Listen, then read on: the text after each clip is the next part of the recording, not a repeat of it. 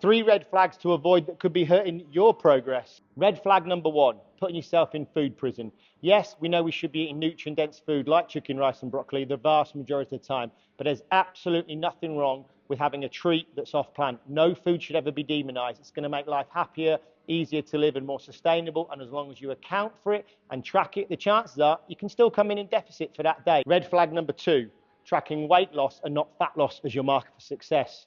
Using a readout on a pair of scales is fundamentally flawed on so many different levels. Instead, use photos, a tape measure, and/or a pair of body fat calipers to track your progress. Red flag number 3, not having cheat or refeed meals. Now, I know we talked about improving food relationships, so using the word cheat is a bad thing in the first place. That went through the ringer on social media recently. But there's a lot of science to support that when you've been on a calorie-restricted period for a long period of time, start to affect your hypothalamus hormones, your leptin, your ghrelin hormones. Having a cheat or refeed meal can really have some anabolic burst cycling effects. And also, it really makes you feel good because you've had foods that you wouldn't normally eat, and you wait to see how much energy you've got on the next training session. And remember, there's a big difference between eating for performance and eating for weight management.